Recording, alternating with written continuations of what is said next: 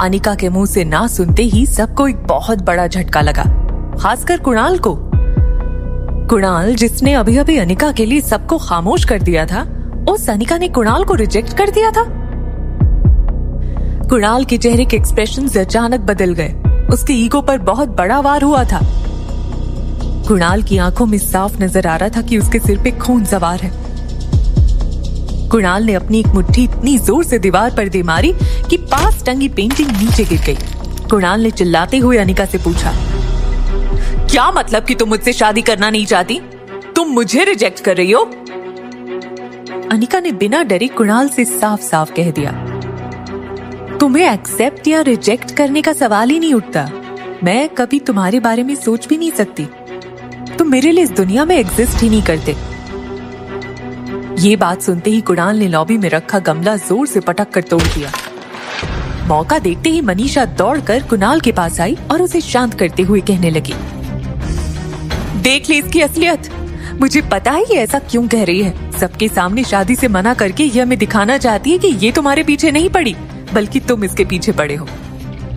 जरूर ऐसा करने के पीछे भी इसकी कोई बहुत बड़ी प्लानिंग होगी। कामिनी जो जमीन पर गिरी थी, वो भी गौतम का सहारा लेकर उठी।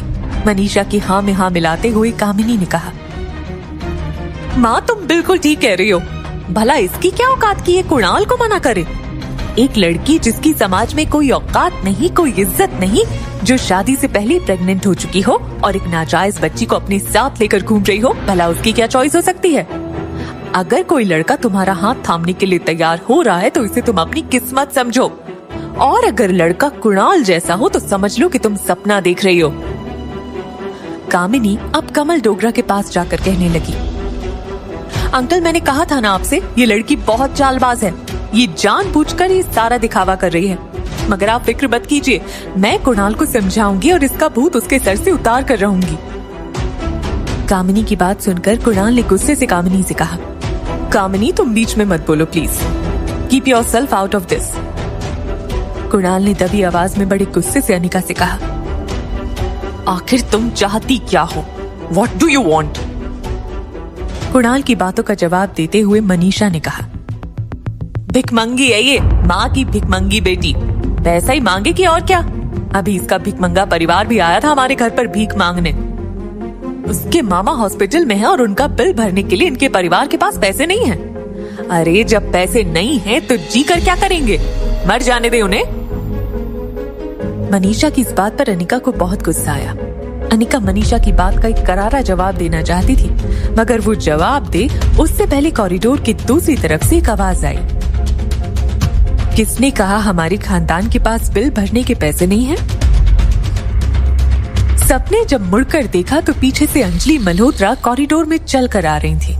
अंजलि आंटी तेज चलते हुए सबके पास आई और कहा, आप में से किसी को भी अनिका के मामा के हॉस्पिटल के बिल की चिंता करने की जरूरत नहीं है, और ना ही अनिका के फ्यूचर की। अंजलि के ये कहने के बाद सब लोग कुछ पल के लिए सिर्फ अंजलि को देखते रहे। कमल डोगरा अंजलि आंटी को गौर से देखने लगे। वो अंजलि आंटी के थोड़ा पास जाकर बोले, मिसेस मल्होत्रा आप यहाँ? कमल डोगरा के मुंह से मिसेस मल्होत्रा का नाम सुनकर गौतम और मनीषा हैरान हो गए। कुणाल को यकीन नहीं हो रहा था कि अभी अभी वो जिनके साथ अपना नाम जोड़कर अनिका को इम्प्रेस करने की कोशिश कर रहा था, वही मिसेस मल्होत्रा अनिका के बचाव में बोल रही थी। मिसेस मल्होत्रा को देखते ही कमल डोगरा ने बड़े रिस्पेक्ट के साथ पोलाइटली रिक्वेस्ट की, वेल मिसेस मल्होत्रा, मुझे पता नहीं था कि आप मनाली में पधारी हैं। मैं कई दिनों से आप लोगों से मिलने की कोशिश कर रहा हूँ। क्या मैं थोड़ी देर आपसे बात कर सकता हूँ? अंजलि ने अपना राइट हैंड ऊपर करके कमल डोगरा को आगे कुछ भी बोलने से रोक दिया और कहा, आई एम सॉरी, मैं यहाँ किसी बिजनेस मीट के लिए नहीं आई। This is my family time. इतना कहकर अंजलि आंटी अनिका के पास गई और अपने दोनों हाथ अनिका के कंधे पर रखकर बोली, and she is my family. सालों में ऐसा पहली बार हुआ था कि मनाली में किसी ने अनिका की साइड लेकर बात की हो। अंजलि आंटी ने अनिका के गाल पर हाथ रखकर कहा, बेटा तुम यहाँ क्या कर रही हो? मैंने कहा था ना तुमसे कि आज मैं तुम्हें खास मेहमान से मिलवाना चाहती हूँ, और खास मेहमानों को इतना वेट करवाना अच्छी बात नहीं है। अंजलि आंटी ने खास शब्द पर कुछ ज्यादा ही जोर डाला था, जिससे बाकी खड़े लोग सोच में डूब गए कि आखिर ऐसा कौन सा खास आदमी था जिससे मिसेस मल्होत्रा अनिका को मिलाना चाहती हैं। अंजलि ने अनिका से कहा, अब चलो बेटा, देर मत करो। जैसे अंजलि और अनिका चलने लगे, सामने खड़े लोग बस उन दोनों को फटी आंखों से देख रहे थे। वो लोग ये तक भूल गए कि वो अनिका और अंजलि का रास्ता रोक कर खड़े थे। अंजलि ने सबको रिक्वेस्ट करते हुए बड़ी पोलाइटली कहा, please now will you excuse अस। जैसे अनिका और अंजलि कॉरिडोर में आगे जाने लगे, अनिका ने देखा कि ठीक सामने रोहित मारवा खड़ा था। रोहित को वहां देखते ही कमल डोगरा, कुणाल डोगरा और गौतम का परिवार ये समझ गया था कि मिसेस मल्होत्रा जिस खास इंसान से अनिका को मिलवाना चाहती थी, वो कोई और नहीं बल्कि मारवा इंडस्ट्रीज का इकलौता वारिस रोहित मारवा था। कामिनी ये देखकर ईर्ष्या से झुलस गई थी। उसने इतनी जोर से अपनी मुट्ठी कसी कि उसकी उंगलियों के लंबे नाखून टूट गए।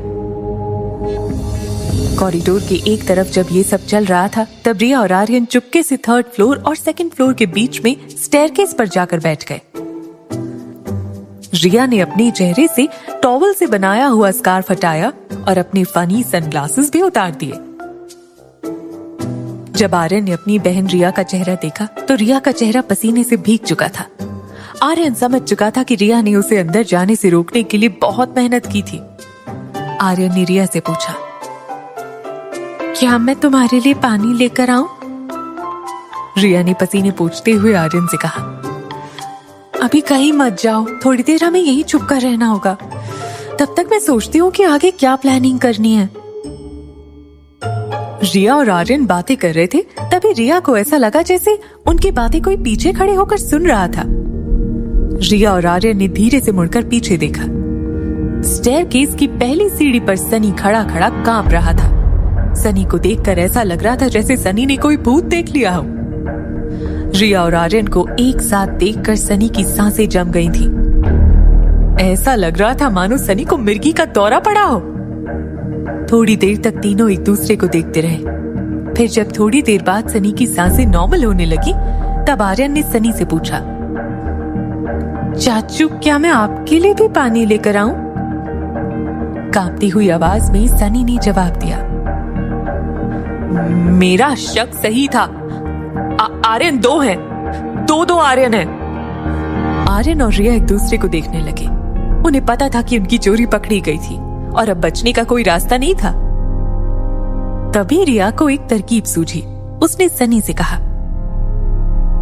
देखो चाचू, अब आपको सब कुछ पता चली गया है, तो मैं आपको सब कुछ साफ साफ बता दूं। मैं एक ही हूँ और मेरा नाम आर्यन है, लेकिन मैं अपनी क्लोन बना सकता हूँ। मेरे अंदर कुछ सुपर पावर्स हैं। रिया की ये बात सुनकर सनी ने तुरंत जवाब दिया, देखो, हो सकता है कि तुम मुझे बेवकूफ समझते हो, लेकिन मैं पागल नहीं हूँ। कोई सुपर पावर्स नहीं होते हैं, मैं जानता हूँ। और तुम आर्यन की क्लोन कैसे हो सकती हो? तुम एक लड़की हो और तुम्हारी बातों से ये भी पता चलता है कि तुम काफी चालाक हो। तुम आर्यन की क्लोन नहीं हो सकती। मैं अभी जाकर रोहित भैया को बताता हूँ कि आज मुझे आर्यन के साथ साथ उनकी बेटी भी मिल गई है। ये कहकर सनी ऊपर की ओर स्टेयरकेस चढ़ने लगा। आर्यन और रिया उसे रोकने की कोशिश करने लगे। आर्यन ने सनी की पैंट जोर से पकड़ ली और कहने लगा, सनी चाचू प्लीज ऐसा मत कीजिए, मेरी बात तो सुनिए, आप समझने की कोशिश कीजिए। मगर सनी आर्यन की कोई बात सुनने के मूड में नहीं था। सनी जैसे ही 3rd फ्लोर की आखिरी सीढ़ी तक पहुंचा, उसे पीछे से आवाज आई, फॉलो माई ऑर्डर। अगर तुम ये चैंपियनशिप जीतना चाहते हो तो तुम्हें वही करना होगा जो तुम्हारा कैप्टन चाहता है। सनी आगे बढ़ते हुए रुक गया। उसने जब सीढ़ियों के नीचे खड़ी रिया की ओर देखा, रिया की आंखों की चमक देखकर सनी समझ गया, स्वीट एंजल यानी कि उसकी गेम गुरु और कोई नहीं बल्कि स्टेयरकेस की उस तरफ खड़ी प्यारी सी लड़की, जिसकी शक्ल हूबहू उसके भतीजे से मिलती थी, वही है। अपने गुरु की आवाज सुनकर सनी ने रिया से पूछा, क्या तुम ही स्वीट एंजल हो? रिया ने अपने दोनों हाथ अपनी कमर पर रख दिए और आंखों में कॉन्फिडेंस के साथ सनी को ऑर्डर करते हुए बोली, हाँ मैं ही स्वीट एंजल हूँ, और गेम हो या रियल लाइफ, मेरे प्लेयर्स मेरे बनाए रूल्स तोड़े या मेरे प्लानिंग के मुताबिक ना चले, ये मुझे पसंद नहीं। सनी दौड़कर सीढ़ियां उतरा और रिया के हाथ पकड़कर चूमने लगा। सनी आर्यन और रिया को पूछने लगा, ये सब क्या हो रहा है? कहीं मैं कोई सपना तो नहीं देख रहा? प्लीज कोई मुझे पिंच करो। अगर ये सपना है तो मुझे प्लीज जगा दो, क्योंकि अब मुझे डर लगने लगा है। रिया ने सनी का हाथ पकड़कर उसे बिना पूछे काट लिया। सनी जोर से चिल्लाया, हाँ हाँ हाँ हाँ, this is real, this is real.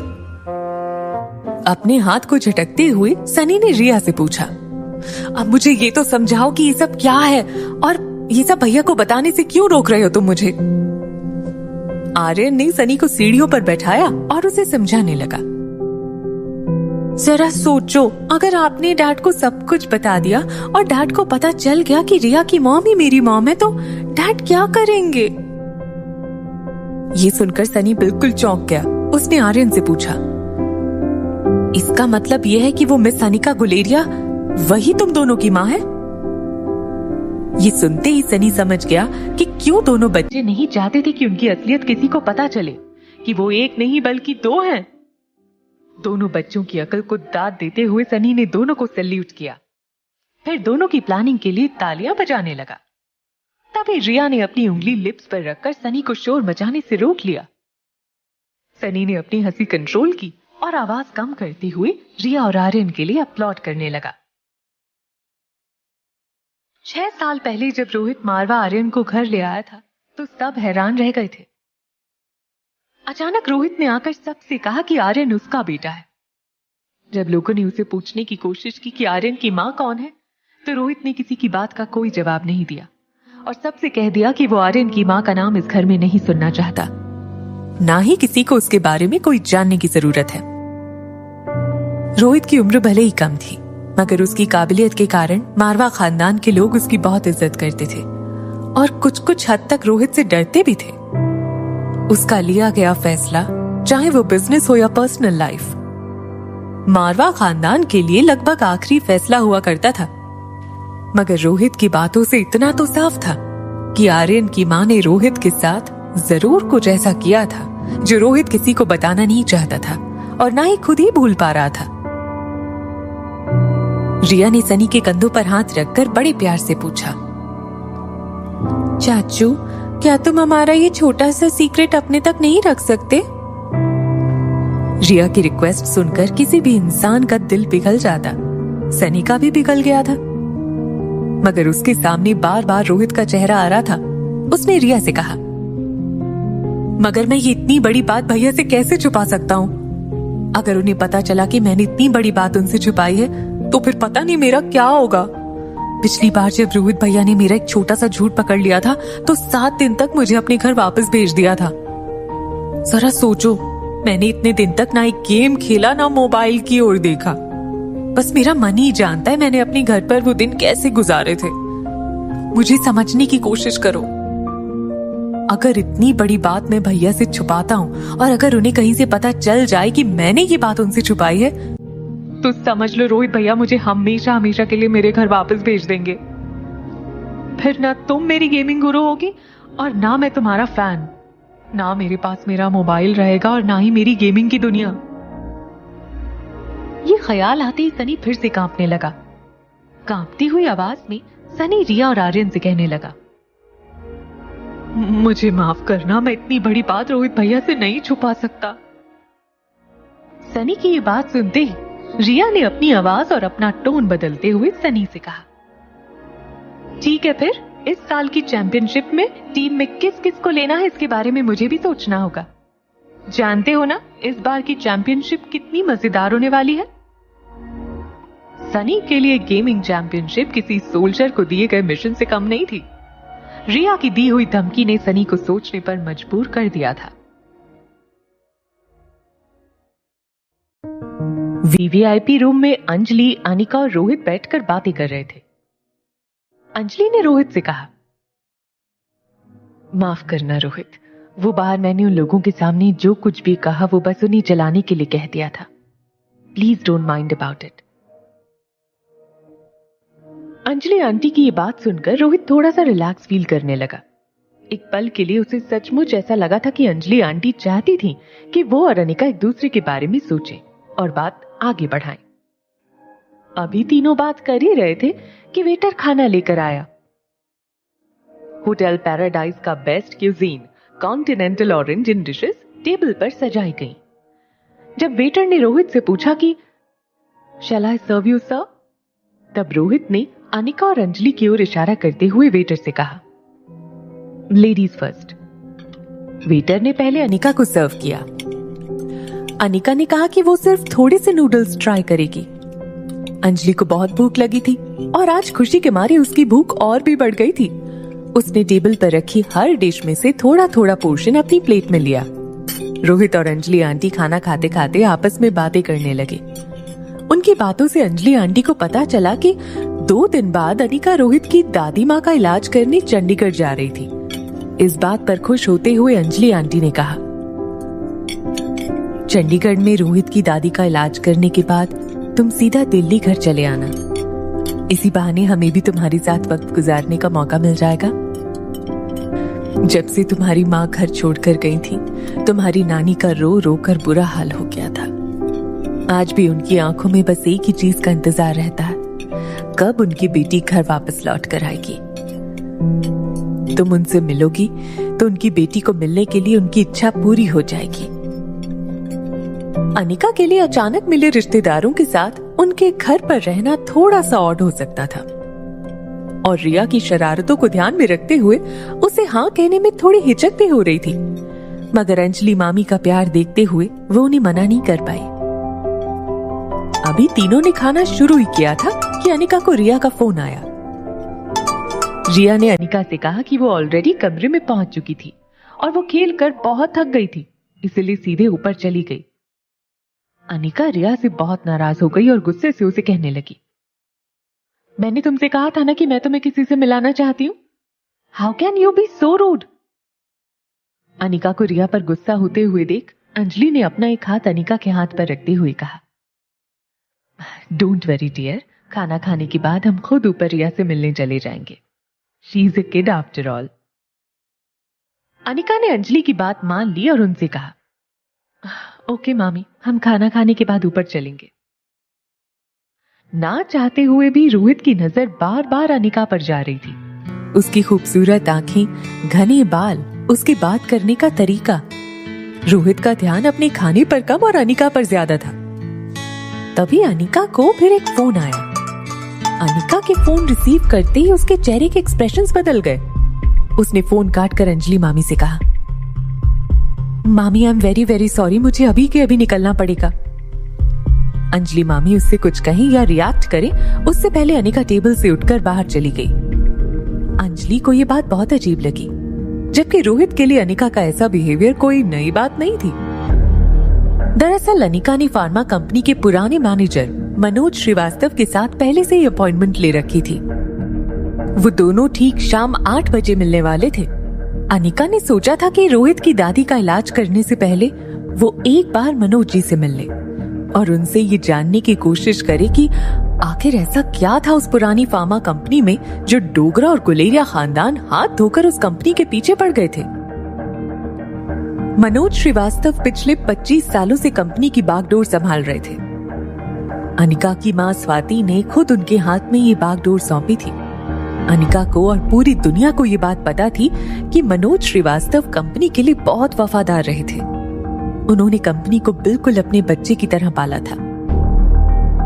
Company काफी नाजुक हालत से पिछले कई वर्षों से गुजर रही थी, फिर भी मनोज जी ने कंपनी का साथ नहीं छोड़ा और ना ही अपने निजी फायदे के लिए कंपनी को कोई नुकसान पहुंचाया।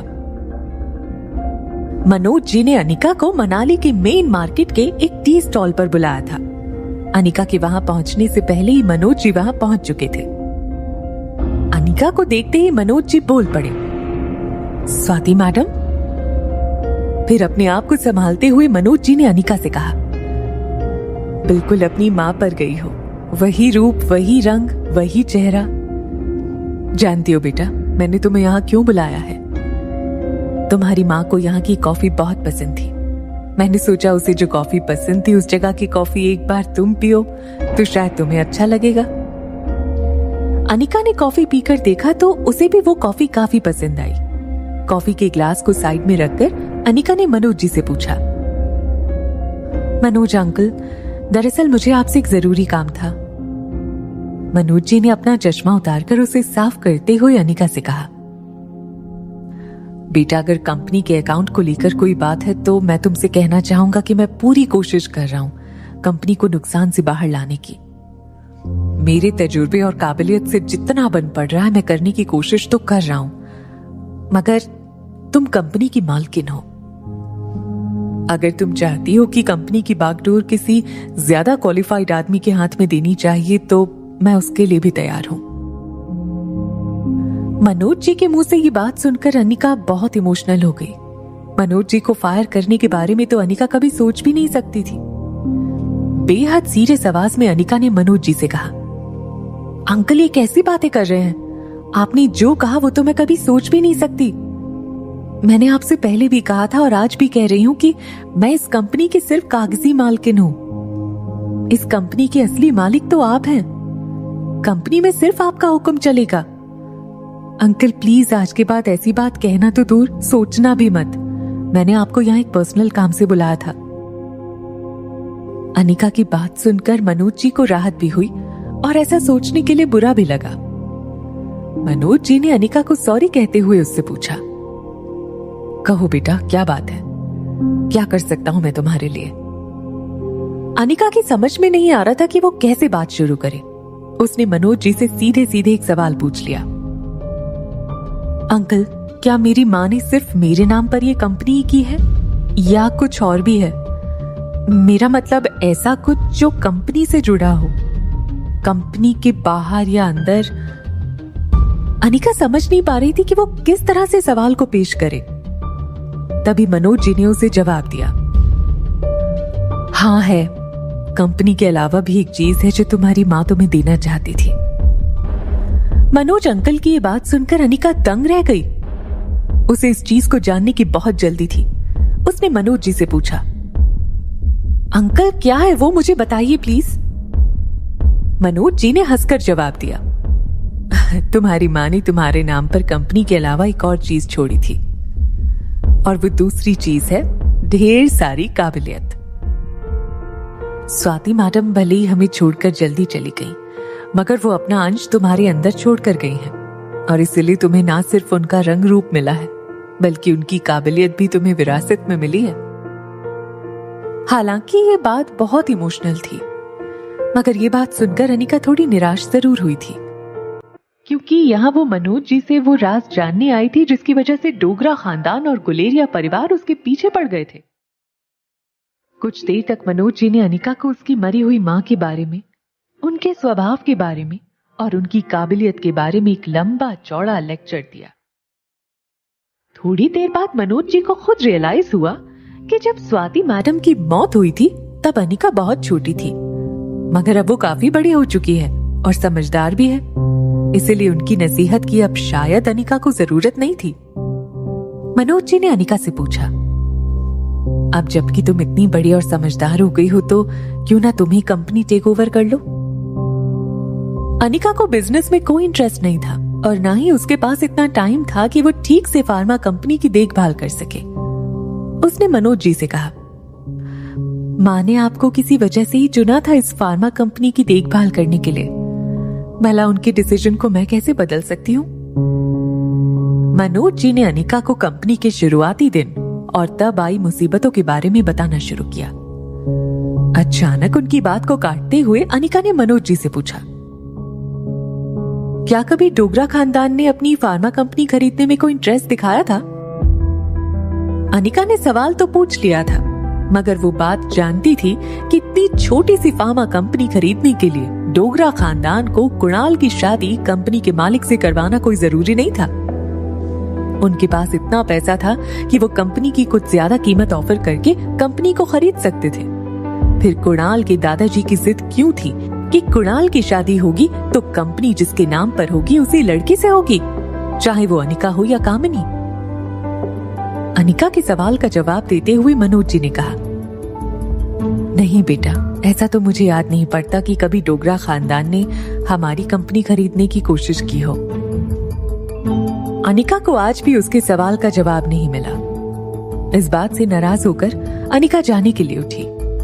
फिर पलटकर उसने मनोज जी से कहा, अंकल, आपको कभी भी कोई ऐसी बात याद आए जो मेरी माँ चाहती थी कि मैं जानूं, या कोई ऐसा राज जो आपको लगता है मेरे लिए जानना जरूरी है, तो प्लीज मुझे बताइए।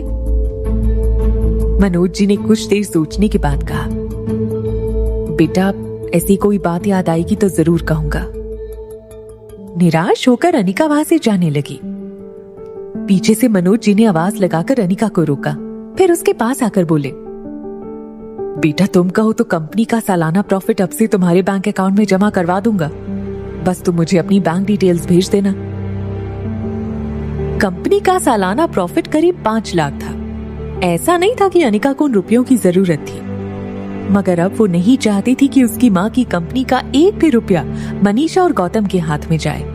इसलिए अनिका ने मनोज जी को अपनी बैंक डिटेल्स दे दी। होटल पैराडाइज इंटरनेशनल रोहित की स्वीट में धीरज मारवा सोफे पर बैठा हुआ टेबल पर अपनी टांगे पसारे रोहित का इंतजार कर रहा था। उसके ठीक सामने सनी और आर्यन बैठे थे। आर्यन के मन में अभी भी धीरज का डर बैठा था। धीरज आर्यन की हरकतें देखकर ये समझ नहीं पा रहा था, इतना कमजोर और मंद बुद्धि लड़का आखिर मारवा इंडस्ट्रीज का वारिस कैसे बन सकता था। धीरज बचपन से रोहित को अपना आइडियल मानता था।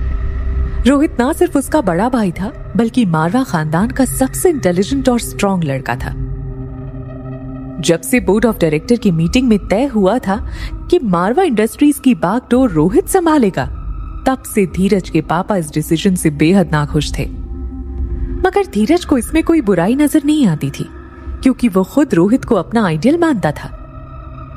कहीं ना कहीं वो रोहित से डरता भी था, क्योंकि कराटे में हो या पढ़ाई में हो, रोहित हमेशा से धीरज से एक कदम आगे था।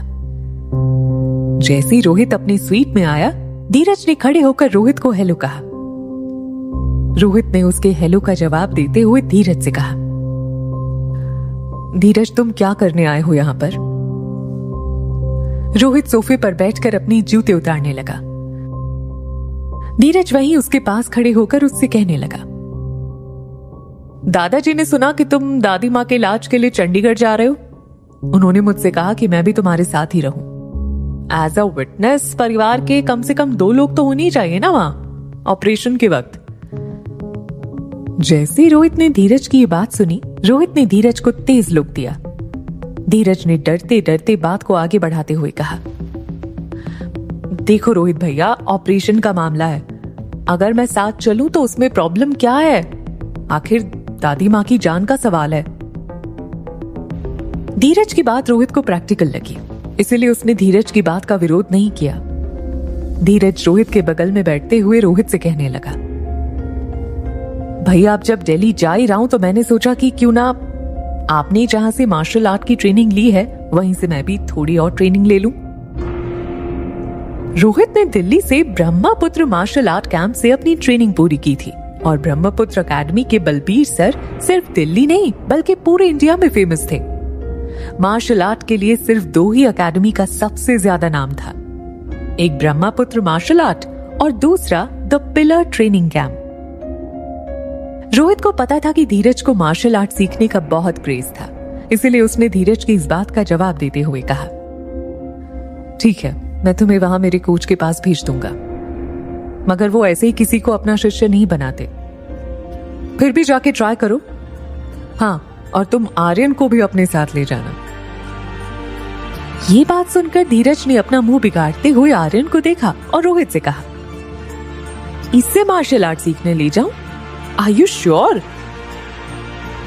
धीरज की इस बात पर गुस्सा होते हुए रोहित ने उसे घूर के देखा। वैसे तो रोहित नहीं चाहता था कि आर्यन मार्शल आर्ट सीखे, क्योंकि आर्यन कमजोर था बाकी बच्चों से मानसिक और शारीरिक तौर पर। लेकिन आजकल आर्यन की हरकतें कुछ ऐसी थीं कि रोहित को लगा कि मार्शल आर्ट सीखने से शायद आर्यन लड़कियों वाली हरकतें करना छोड़ दे। लेकिन रोहित की ये बात सुनकर आर्यन फुल ऑन टेंशन में आ गया और सोचने लगा कि अब वो क्या करे। धीरज आर्यन को ऊपर से नीचे तक देखने लगा। आर्यन के कमजोर हाथ पांव और सुस्त आंखें देखकर धीरज को इस बात का यकीन था कि बलबीर सर आर्यन को कभी सिलेक्ट नहीं करेंगे। मगर ये रोहित की शर्त थी कि अगर धीरज को बलबीर सर से ट्रेनिंग लेनी है तो उसे आर्यन को अपने साथ ले जाना होगा। Presidential suite 2402। जैसे अनिका अपने स्वीट में वापस आई, उसने देखा हमेशा की तरह रिया अपने फोन में बिजी थी। वो बालकनी में बैठकर अपनी गेम के मजे ले रही थी। अनिका ने अपना पर्स सोफे पर फेंका और थक कर खुद भी सोफे पर गिर गई।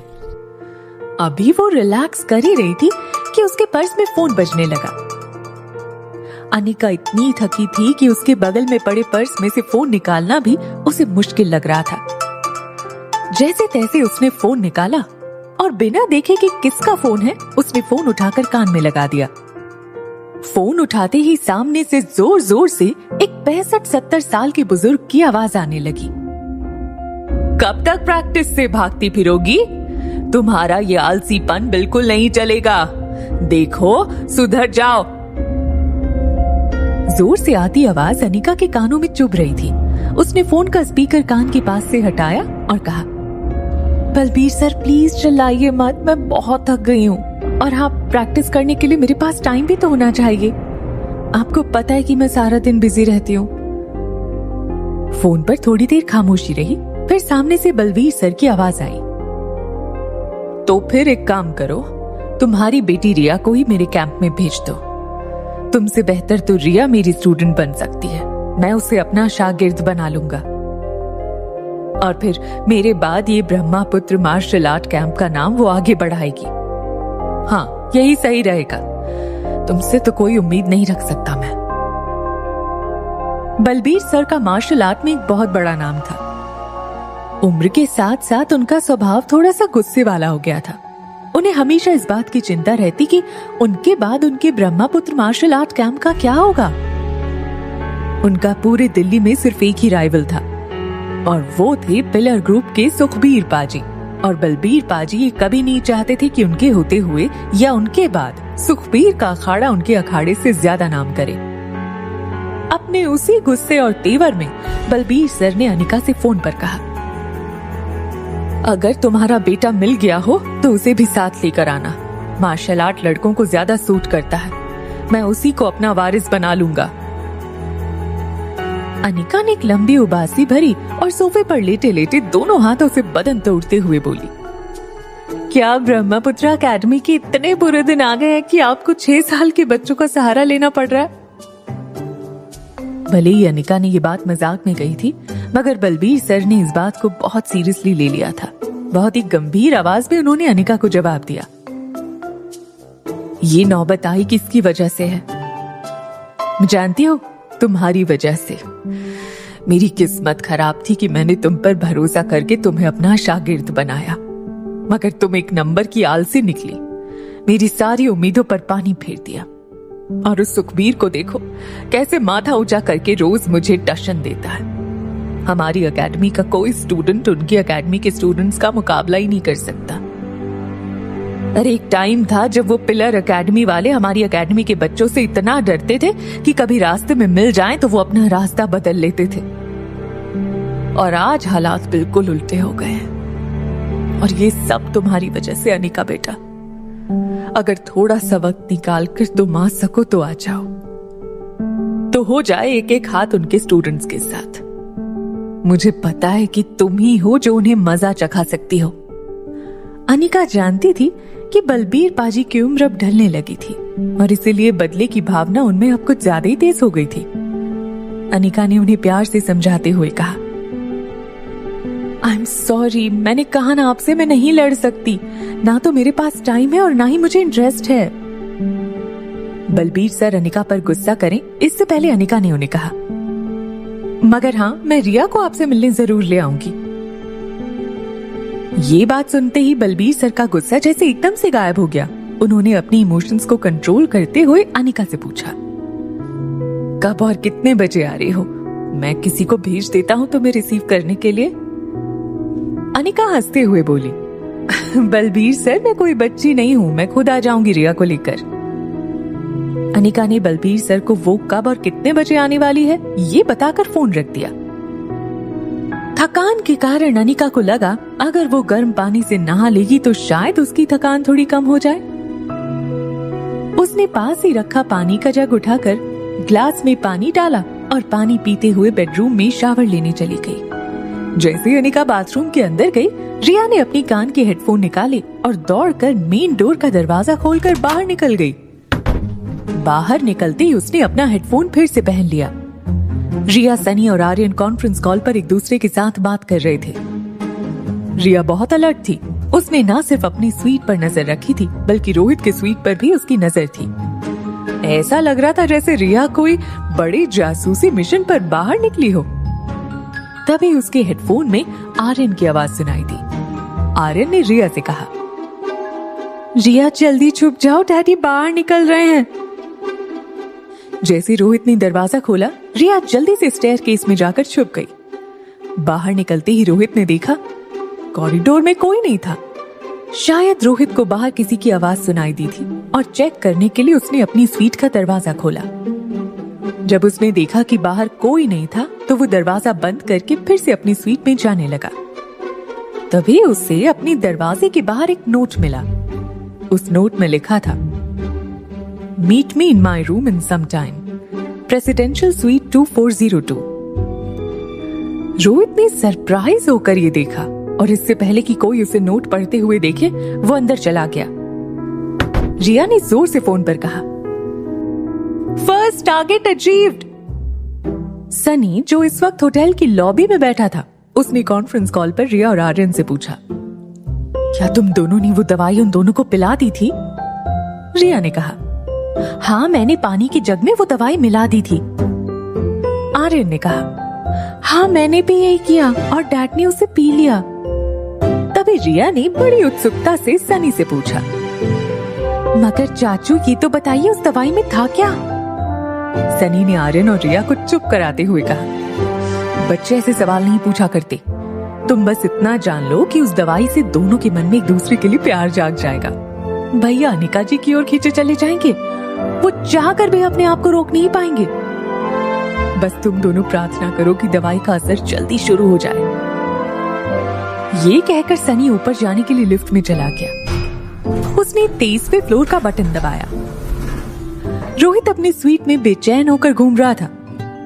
उसे इस नोट का मतलब समझ में नहीं आ रहा था कि क्या अनिका इस वक्त उसे अपनी स्वीट में इनवाइट कर रही थी। रोहित को अनिका का बिहेवियर बिल्कुल समझ में नहीं आ रहा था। कभी ऐसा लगता कि उसे रोहित में बिल्कुल इंटरेस्ट नहीं है, तो कभी वो लड़की आर्यन से मेल जोल बढ़ाती है और आर्यन को कहती है कि वो उसे माँ बुलाए। और आज उसके दरवाजे पर मिला ये नोट। दरअसल रोहित को जो दवाई उसे बिना पता चले उसके पानी में मिलाई गई थी, वो उसके दिमाग पर असर दिखाने लगी थी।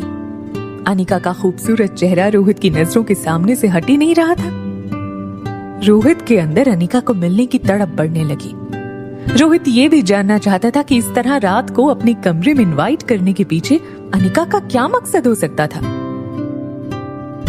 वहाँ अनिका जब बाथरूम में शावर ले रही थी, तब उसे बाहर से कुछ गिरने की आवाज आई। उसने बाथरूम से चिल्लाकर पूछा, रिया, क्या तुमने कुछ गिराया? जब कोई आवाज नहीं आई तो उसने शावर बंद करके बाथरूम पहन लिया। अनिका बाथरूम से बाहर आई। उसने देखा कि बेडरूम में तो कोई नहीं था। उसे लगा शायद रिया हॉल में कोई शैतानी कर रही होगी। वो जब लिविंग रूम में आई, तब उसके मुंह से चीख निकल गई। उसने देखा लिविंग रूम के सोफे पर एक आदमी बैठा था। अनिका रोहित को अपने कमरे में देखकर हैरान रह गई। रोहित सोफे पर से उठकर अनिका को कुछ कहने जाता, उससे पहले उसकी नजर अनिका पर पड़ी। अभी अभी शावर में से निकलने की वजह से अनिका के गाल एकदम लाल थे। उसके बाल गीले थे।